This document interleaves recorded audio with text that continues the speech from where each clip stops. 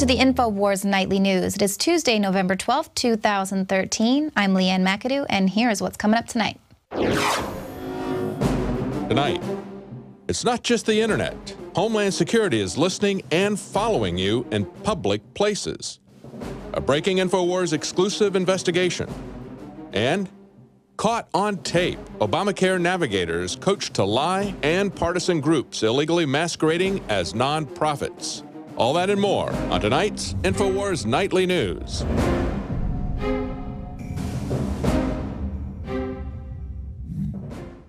Infowars has been exposing the different networks of spy systems that are being set up in urban areas all throughout the country.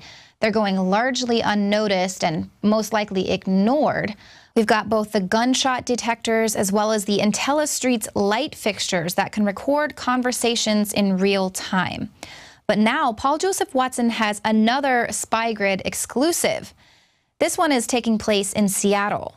The DHS has funded the installation of white boxes that can track the population of the entire city using Wi-Fi networks that can record the last 1,000 locations of a person using their cell phone's MAC address. And I take it that the DHS has refused to address the privacy implications of such a system.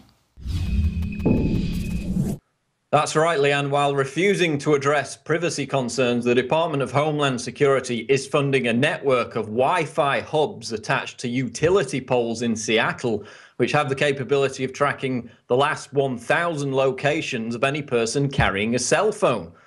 Documents obtained by the Stranger newspaper reveal that the user does not even have to connect to the Wi-Fi network in order for their data to be grabbed. So-called rogue or unassociated devices can be geolocated by the secretive Wi-Fi hubs. Now, both the Seattle Police Department and the DHS have failed to account for the gargantuan privacy concerns posed by this mesh network, which in the name of aiding communication between law enforcement during an emergency opens the door for the mass unfettered surveillance of Seattle's 634,000 residents, and it's also being planned for other major cities. As Infowars has documented, this is merely one aspect of a multi-layered spy grid now being rolled out across the country that makes the Edward Snowden revelations about NSA phone and email tapping look antiquated in comparison. The company behind IntelliStreet's smart light poles now being installed in major cities like Las Vegas admits that the devices can analyze voices as well as act as surveillance cameras and track people via RFID tags.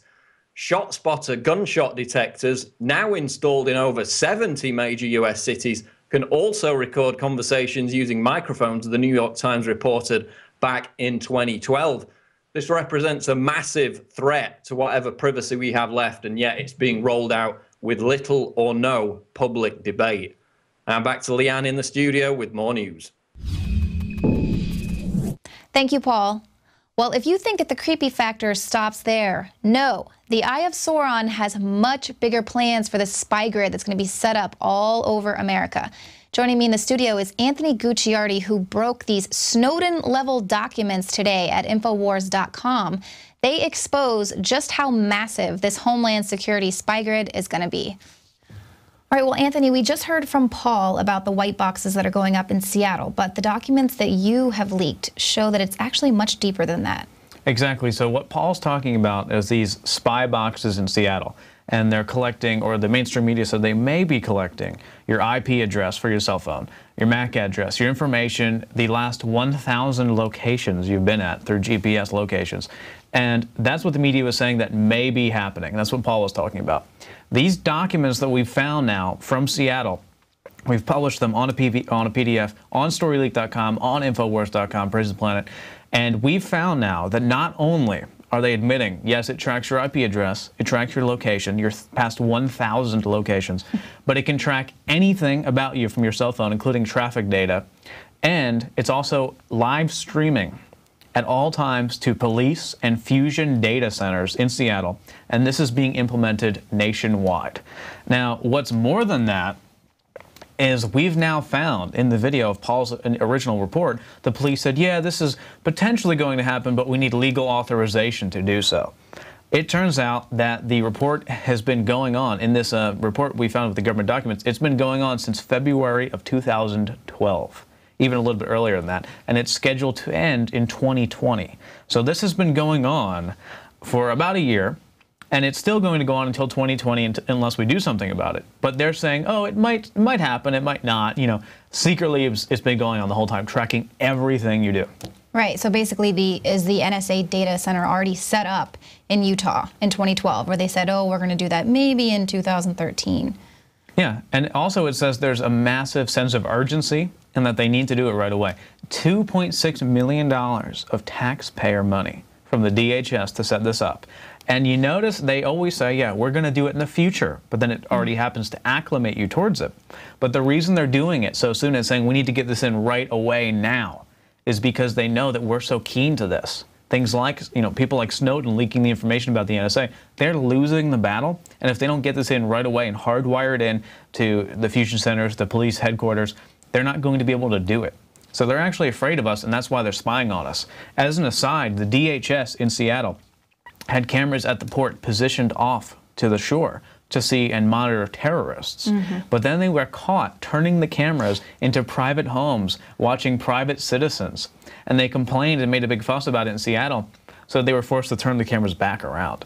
This is a war on us. This is a citizen tracking system designed to keep us on the grid 24/7. Even having a cell phone now, they're leeching all the data about it. They're leeching everything you do off your cell phone. And it said specifically there's filters involved, where, yeah, they're tracking automatically across the board the IP addresses in the past 1,000 locations. But there's filters. Let's say, for example, you're suspected of a crime. Well, that filter may be lifted. Or if the DHS determines that, you know, you're in a constitution-free zone, which was 100 miles from the border now. You don't have a constitution. So they can just turn off those filters and take anything from your cell phone, all your call history, everything. And they already have it. But this is a whole new level. You have, you know, citywide, statewide, federal, all these spying systems all in one, amassing these huge databases and just profiling everyone, stealing all of their information. Wow, so this goes much deeper than what Edward Snowden told us with the PRISM program that was just collecting metadata. This is actual content and so much more than that. Yeah, exactly. Well, the NSA is kind of the juggernaut of all of this. But what we're finding now with these documents and why they're so important and why the media needs to cover this to even become relevant somewhat anymore is because this isn't just NSA. This is a citywide, a statewide initiative to spy on citizens in addition to the federal spying, with a conglomerate of agencies like the DHS coming in and doing it. So this is like you're being spied on so many levels that they're taking a little bit of metadata here, a little bit of personal data here, a little bit of that, a little bit of that. And it's not about metadata. They're taking your personal data anyway, but they're just amassing it in these huge compartments of databases that it's coming from so many different angles. They have everything on you. You are the enemy. Wow. That's what people need to understand. And so Seattle is just kind of there's the start of the rollout of the mesh network, but it's going to other cities as well and nationwide soon. Well, this is the only one with documents that we found where it actually says, yeah, we're doing all this, you know, it's going to happen until 2020, happened in 2012. I believe this isn't even that sophisticated. I believe places like New York City and Philadelphia are light years ahead of this. The systems they have in Las Vegas now, smart trash cans, they take similar data. You know, systems we've seen in Europe where they had to stop them. This is all going around nationwide, worldwide. This is just the beginning. We finally have the documents showing it. So what does your gut tell you? Why do you think the American people are the enemy? Why are they setting up this huge spy grid? The reality is they're desperately afraid of us. We are winning.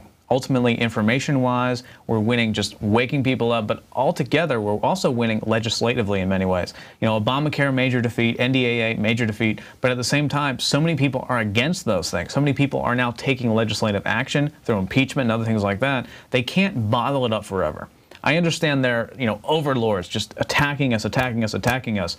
But after a certain period of time, we're now at this cusp of awakening to the point where we're going to punch back. The sleeping giant is being awoken. And that's why they're so desperately afraid. And that's why they're saying in these documents, it's urgent that we get these systems in place. Because who knows? They're expecting riots. They're expecting people to go into the streets and just absolutely freak out. And they need to have complete tracking and complete control of the system. That's why they don't just have city tracking. They don't just have state tracking. They don't just have federal tracking. They have layers upon layers upon layers hackers. Even private businesses are tracking now and selling the information to the government. They cannot have us have our independence or freedom, or they would lose. They're afraid of us. This is not them having more power than us. They are backed into a wall like a small critter, just attacking nothing, because they know they're going to lose the battle. They're going to die. Well, I guess that's some good news in all of this. Yeah, that they are afraid of awakening the sleeping giant. It's a rallying cry to defeat this, is what it is. Every time we get attacked more, it's just building up our immunity. You know, the bacteria comes into our body and our immune system just crushes it. And that's how we build up defense against pathogens. And that next time when a pathogen comes into contact, we just obliterate it. That's what happens. Well, that's what we're going to do here with Infowars. Obliterate the massive spy grid. Thank you, Anthony. Thank you. All right, well, coming up, you have heard about Fukushima, but what about the leaking nuclear reactors that we have right here in the United States? And then find out if our nuclear power plants are at risk of a malware attack. Radioactive substances coming from the Fukushima power plant have reached Tokyo, and the effects are so alarming that now a physician there is calling for the evacuation of Japan's largest city. The doctor noted that the white blood cell count in children has shifted from 4,000 to 2,500, which is below the threshold for a healthy immune system. Dr. Amita reports that record numbers of children with sinusitis, asthma, and he notes that even rare diseases like polymyalgia rheumatica are increasing from maybe 1 patient a year to now he's seeing 10 patients at a time with this rare disease. Amita said, again, let me repeat that after the nuclear accident, enormous amounts of nuclear substances were released in the environment. Therefore, if we see an increase in symptoms that are different from the ones we've seen before, we physicians should first consider the effects of radioactivity. Amita says his real hope is to have not just children, but also adults move away from Tokyo, which is a city of almost 9 million people. But will doctors here in the U.S. need to start looking for similar symptoms? RT reports that a radioactive leak has been discovered in a reactor at one of the largest in the United States. A robot was used to confirm the leak at the South Carolina plant over the weekend inside the Unit 1's containment facility. A spokeswoman for Oconee Nuclear Station said that the leak remains solely inside the containment building, which is a steel-lined, airtight area with concrete walls several feet thick. She claims the leak will not put any employees or the public in danger, nor will it affect service. Now, ONS has been running since 1973 with an initial expiration date of 2013 per the 40-year regulatory standards. However, its license was extended for an additional 20 years, and now it's scheduled to expire in 2033. We'll air David Knight's in-depth report after the show. He details how Oconee was given another license extension for their facility in North Carolina. You can also check that report out at David's YouTube channel, Infowars News HD. Now, leaky reactors are even more alarming when you combine them with the vulnerability of the spy grid. Now, the Stuxnet virus that was most likely created by the U.S. and Israel as a means to take out Iran's nuclear reactors, it has spread to other countries. One of the world's top computer security experts, Eugene Kaspersky, said this week that the virus has attacked a Russian nuclear reactor. The revelation came during a Q&A session in which he argued that those spooks responsible for offensive technologies don't realize the unintended consequences of releasing malware into the wild. Everything you do is a boomerang, he added. It will get back to you. He said that unfortunately, it's very possible that other nations which are not in a conflict will be victims of cyber attacks on critical infrastructure. He said it's cyberspace. There's no borders, and they share the same systems. Now, the U.S. is particularly vulnerable to cyber attacks since our entire country is wired into the smart grid, or as the former CIA director James Woolsey said, the really, really stupid grid. But perhaps they will address some of those vulnerabilities this week as they participate in the Grid X2 cyber war drill. But perhaps not, because we did tell you in 2010 that Stuxnet was probably going to be the next false flag. Infowars speculated that Stuxnet was a false flag intended to both target Iran and provide a pretext for the implementation of draconian cybersecurity legislation. despite the fact that Stuxnet was distributed through a physical USB device and not the public internet. Cybersecurity legislation was being heavily promoted as a vital tool to defend the nation's infrastructure against cyber terrorism. Senator Joe Lieberman and his pal, Senator Jay Rockefeller, wanted to give Obama the power to kill the internet. You have an internet bill. It's been called the kill switch bill that would allow the president to seize control or shut down portions of the internet. Cyber war is going on in some sense right now. We need this capacity in time of war. We need the capacity for the president to say, internet service provider, we've got to disconnect the American internet. Right now, China, the government, can disconnect parts of its internet in the case of war. We need to have that here too. Well, one of the things that needs to be killed on the internet is healthcare.gov. The potential for fraud there has been widely reported. Well, now new video has surfaced that shows that the actual navigators are encouraging enrollees to fraud the system and trick the IRS. So we'll have that and more right after this. Welcome back. While we reported yesterday about the record high stock market prices being seen during the Obama administration, well, of course, that's because the current administration keeps passing legislation to allow bankers to get back into the sticky derivatives business. In late October, the House passed a bipartisan tweak to the Dodd-Frank bill, which was initially set up as a Wall Street reform to prevent another financial crisis or more bailouts.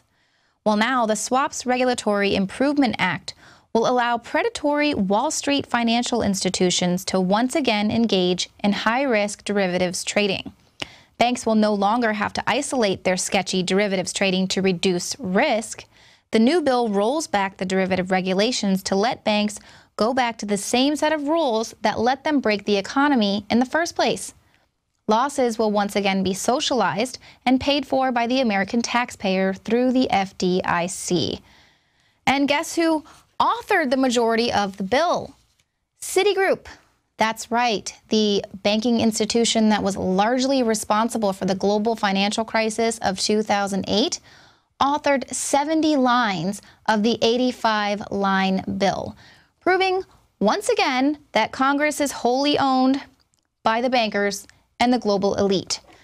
Well, your taxpayer dollars aren't just being wasted by paying off the banksters. Obamacare has proved to be just one big waste of federal funds. The new problem that's plaguing the Unaffordable Care Act is actually coming from the government-paid workers who are supposedly trained to uphold the law. In an undercover investigation, Project Veritas found out that instead, they're advising clients on how to lie on government forms, evade legal requirements, and ignore proper procedures. Obamacare navigators that receive millions of dollars of federal taxpayer money telling applicants to lie about their health status. Lie because your premiums will be higher. Okay. Obamacare navigators advising applicants that they always lie. Don't tell them. You told me about that. Yeah, but don't tell them. I always allow mine. Okay. Obamacare navigators counseling applicants how to defraud the federal government. Making money on a cash basis. Okay. Don't get yourself in trouble by declaring it now. Exactly. Yeah, it didn't happen. Yeah, okay. But definitely with that other, just act as if that did not happen. Okay. Never report. Project Veritas heads to Texas to expose Obamacare navigator fraud. We're running a campaign called Get Covered America. We are right now in 11 states. Obviously, with Texas being the biggest. Enroll America claims they are a nonpartisan 501c3. Okay. This is a 501c3, so it's purely a nonprofit. It's nonpartisan, non-political. But even their volunteers believe they were a branch of the DNC. Brian Pendleton speak today.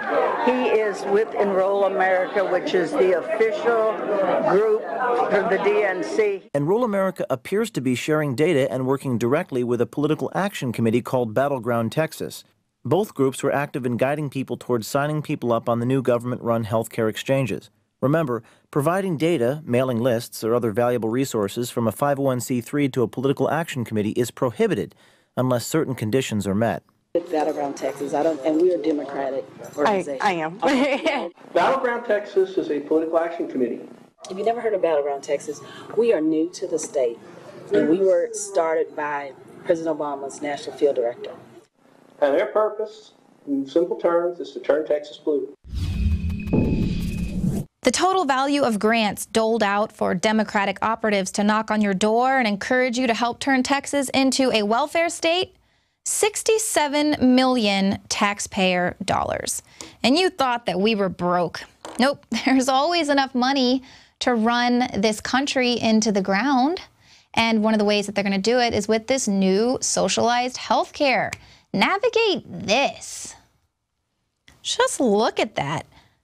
This was a little graph put together by the Joint Economic Committee to try and help you navigate through this new healthcare system. Look at everything is going to be funneling through the Sebelius Secretary Health and Human Services hub there. That looks like a disaster.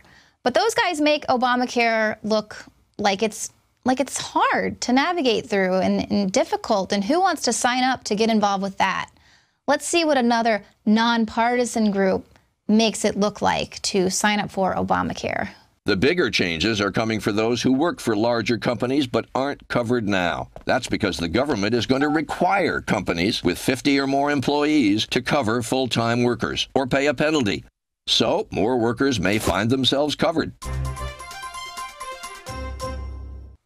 But what that video isn't telling you is that those employers are going to have to pay for health insurance out of their operating budget. That's right, because Obamacare is not a tax. So now companies that operate on a very tight budget are going to have to either make their employees be part-time or shut their doors altogether. But that video, you know what, it makes it look easy to enroll for Obamacare, which, by the way, I think the current enrollees total around 100,000. So you want to compare that with 5 million cancellations so far. Well, stick around for our Prison Planet viewers. We are going to be airing Alex Jones predicts a Stuxnet false flag, and then David Knight exposes lax regulations of America's faulty nuclear reactors. So for all of our Prison Planet subscribers, you'll be able to check those out right after the news. We'll be back here again tomorrow, weeknights at 7 p.m. Central. Stay tuned after the news for more special reports.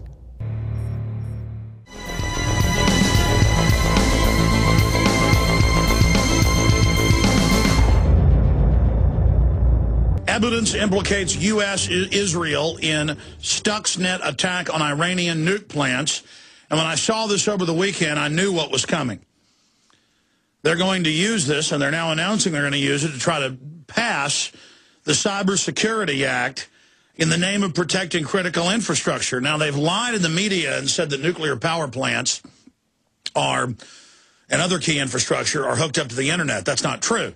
They admit that this Stuxnet worm had to be entered in via a memory stick or hard drive directly into the Iranian water treatment, power center, relay systems, critical infrastructure, and, of course, their nuclear power plant they're trying to build with Russian aid. And now they've got one of the heads of the Chertoff group, admitted Israeli operation, same folks bringing you the naked body scanners, coming out and saying, oh, yes, it was probably Israel. Well, no kidding, it was Israel or the United States, and this is a shot across the bow. Kurt had articles out on this on Saturday, but it's admitted basically today. But you got to love it. The system basically admits they've done this to Iran and then says, see, we need the Cybersecurity Act, which is openly written to start censoring the web, tracking everything you're doing, allowing, quote, Obama or whoever's president in the future to have a kill switch over the internet. The power to track and control the web is the power to censor, and they admit that that is their game plan. So we're going to be breaking that down today. Stuxnet worm rampaging through Iran, IT official says. So we're going to be reporting on that key stack of news. I also want to look at how they use national security to cover up the corporate crimes being carried out through the giant out-of-control government. Obama argues his assassination program is a state secret. It's admittedly illegal, including against U.S. citizens abroad. No judge, no jury. They just assassinate whoever they want, setting the precedent for global death squads. We already have snatch and grab teams grabbing citizens off the streets in places like the G20. A few months ago in Canada, and before that last year in the United States of America. And here's another report. Army censors photos of Afghan corpses in kill for sport trial.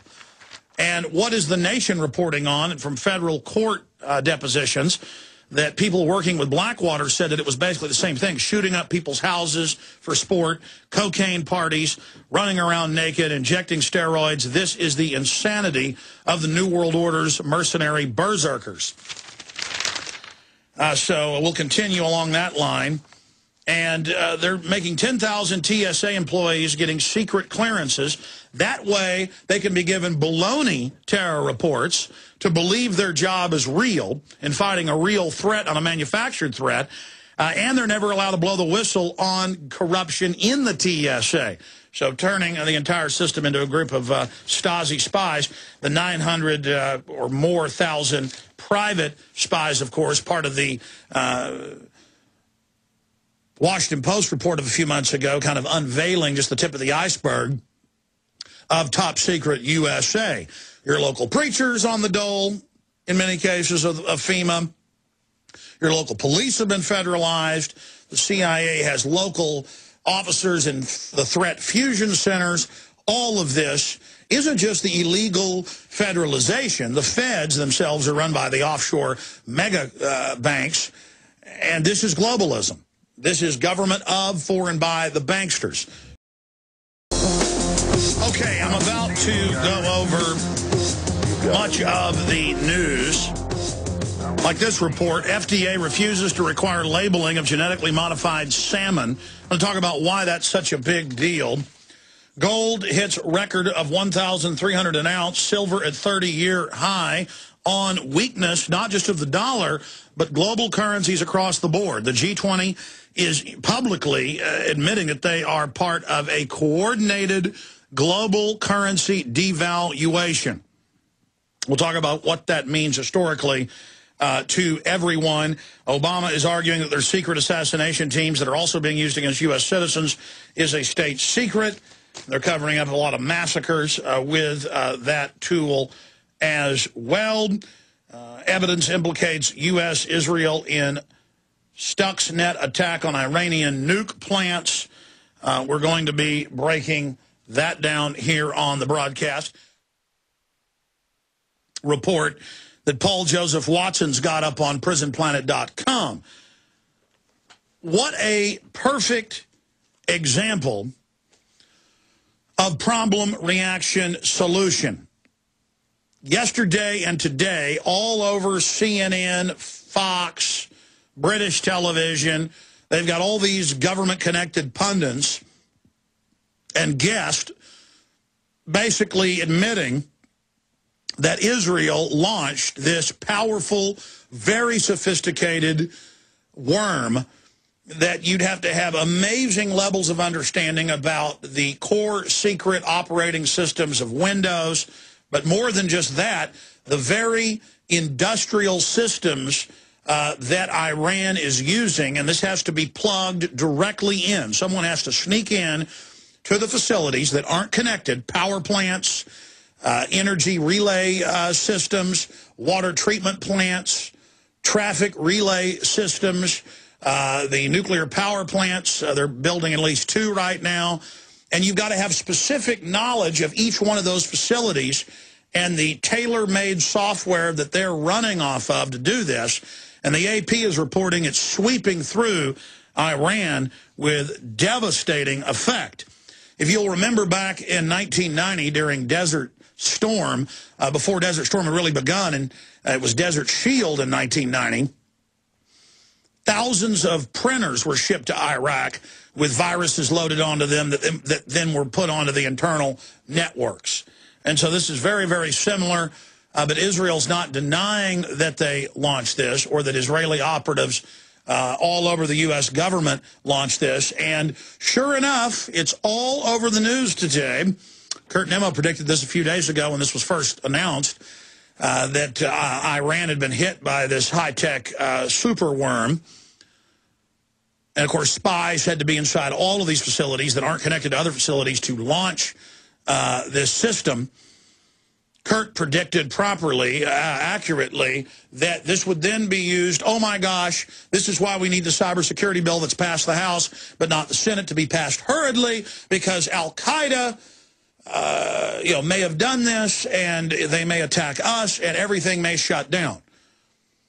Only the government has the personnel, the clearances through infrastructure protection to get into our chemical plants, our power plants, even more importantly, the power plant relay centers, the nuclear power plants, the Black Hawk helicopters we've heard that have had software loaded onto them, supposedly by hackers. This has to be a point of attack, point blank range attack at each location, because these systems are not connected. So the globalists come in, they allow this corporate governance to come into the UN. They give security clearances. The media says close to 900,000. It's in the multi-millions of people, quote, in infrastructure protection. Right here in Central Texas, all the major waterways have been basically handed over to the private group, Lower Colorado River Authority, that's a private consortium, constantly caught in different forms of chicanery and corruption. They have cameras all over Texas, literally watching people, microphones, their own spy networks, and this has all come out. But I've also got some friends who had worked in security there who confirmed that this is going on. They have a more extensive camera system in Central Texas than even the feds do. And that's just one microcosm of what's happening all over the country, all over the world. This is a continuity of agenda system. That's a good way of putting it. Where whether it's England or Australia or Germany or Japan or Mexico for that matter, the same system is being put in and is administered the same way. So the globalists come in the name of security, so they can stage terror attacks, so they can shut down infrastructure, so they can sabotage their competitors. That's what the NSA, the CIA are all about. I mean, you go back 60 years, the CIA over and over again, going into third world countries, releasing bioweapons on crops, releasing locusts, releasing weevils, poisoning water supplies, sabotaging dams that were supplying power. And they do this to countries that aren't even against the United States, but are against the globalists. If they say no to a Fortune 100 coming in and taking over their government, they get assassinated, they get bombed, or rebel groups get funded to then attack or overthrow the government. The CIA stages black ops, false flags, and then blames it on the governments. Or if they don't like the rebels that are in a country, they do it and blame it on them. This is all declassified. We're reporting on what this corporate Borg that's taken over our government is doing. That's what's important. This is not our government. People say, how dare you say our government's staging terror attacks? How dare you say they staged the Gulf of Tonkin? Well, that's declassified. We've been under this corporate governorship since 1913, but they didn't have full control then. They still don't have full control. But with the unlimited trillions they're able to get tax-free, they've been able to position themselves to have almost complete domination over the planet right now. Now they want to dominate the individual, chemically, psychologically, spiritually. So I want to go ahead as we go to break and play a clip from international television with one of the minions of the Chertoff group, the folks bringing you the naked body scanners and the rest of it, a known group connected to Israeli intelligence big time. I mean, Chertoff's mommy and daddy were both top Mossad and ear gun operatives. And here they are just throwing it in your face. How does this virus work? So this virus attacks the SCADA systems for industrial facilities, and that means supervisory data and control systems. What it does is it originally started with a USB drive. Someone would take an infected USB drive, stick it into a computer, and then it propagates through the system. It's a worm, which means it propagates by itself. It keeps moving through the system, and it hides its tracks. The techie people who analyze this think this is one of the most sophisticated pieces of malware they've ever seen. And the reason for that that is it's using stolen certificates, the legitimate digital certificates that real companies use to identify themselves when they communicate. They were stolen. And then it exploits 4 previously unknown vulnerabilities in the Windows operating system. These are called day zero vulnerabilities. And the theory is, among the security experts, is that this took the resources of a nation state to create a piece of malware this sophisticated. We're going to go to break. They have the secret codes to Windows. You understand that? They can bring down the entire world system with this.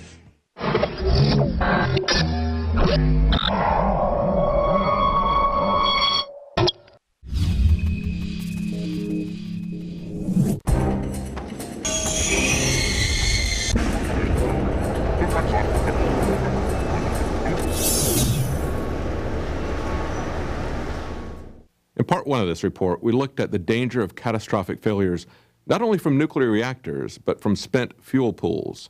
Tonight, we're going to look at the end-of-life issues with nuclear power, storage, decommissioning of power plants. This is the most delicate part of the whole operation, as it involves reopening the building without contaminating the area or staff on the outside. Not including the reactor building would generate 30,500 tons of waste in need of special treatment. But the figures remain questionable. The OECD cites 36,000 tons for the total shutdown of a power plant. Up until now, no site has been entirely dismantled. Depending on the method chosen, the process can take between 25 and 100 years. Plants are just now starting to be shut down after about 40 years of operation, but others are having their licenses extended with little or no public examination. Sharon Harris, near Raleigh, North Carolina, has just had its license extended in spite of signs of aging and many troubles at that location. Between 1999 and 2003, there were 12 major problems requiring the shutdown of the plant. That's an average of once every 4 months, as opposed to the industry average of once every 18 months. 4.5 times the shutdowns as the industry average. In May of this year, the plant was shut down by the NRC for a couple of weeks when a 1/4-inch crack was found inside the reactor pressure vessel head. In August, an explosion of electrical equipment caused the plant to be shut down. 1 week later, the same nuclear power plant was found to have a leaking valve that had released at least 10,000 gallons of radioactive water. But in spite of that history, Sharon Harris asked for and got a 20-year extension. That means that it has a license to run for 60 years. No nuclear power plant has done that.